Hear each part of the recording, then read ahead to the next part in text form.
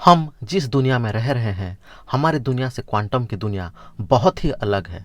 हमारी दुनिया solid, liquid and gas के फॉर्म में होते हैं, बट क्वांटम की दुनिया स्मॉल पार्टिकल एंड वेव के फॉर्म में होते हैं।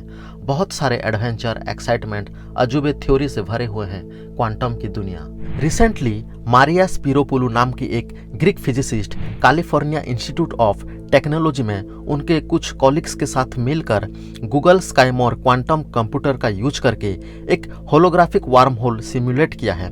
तो चलिए जानने की कोशिश करते हैं, एक तरफ क्वांटम रियल एंड दूसरी तरफ worm hole and black hole कौन से फिजिक्स नियम के पालन करते हैं। मैंने पिछले वीडियो में एक detail explanation worm hole and black hole के बारे में दिया है। नीचे मैंने डिस्क्रिप्शन में लिंक डाल दिया है, जाकर देख लीजिए।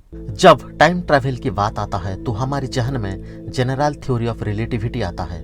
वार्म होल के नियम के अनुसार क्या हम क्वांटम रियल में भी टाइम ट्रैवल कर सकते हैं? According to general theory of relativity, space में हैवी मैसिव कॉस्मिक ऑब्जेक्ट के ग्रेविटी का प्रभाव पड़ता है जो स्पेस को स्ट्रेच करता है, और ग्रेविटी भी वेव के फॉर्म में होता है और वहाँ समय भी काफी धीमा हो जाता है।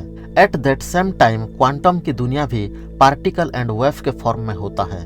वार्म होल में हम एक छोर में प्रवेश करें तो हम शायद दूसरे यूनिवर्स या दूसरे डायमेंशन में पहुंच सकते हैं। क्वांटम रियल के दो पार्टिकल या वन पेयर, उनमें से एक पार्टिकल एक दूसरे यूनिवर्स या दूसरे क्वांटम स्टेट में होगा, यानी दो पार्टिकल दूसरे यूनिवर्स या क्वांटम स्टेट में एग्जिस्ट करेगा। तो अगर एक पार्टिकल में किसी भी प्रकार का क्रिया लागू होगा तो दूसरे पार्टिकल में भी उसका प्रभाव पड़ेगा। दूसरे तरफ एक सिंगल पार्टिकल एक समय में टू डिफरेंट क्वांटम स्टेट में एग्जिस्ट करेगा तो ट्रैवल ऑफ टाइम उस पार्टिकल में भी बोथ डायरेक्शन में अलाउ करेगा, फॉरवर्ड एंड बैकवर्ड।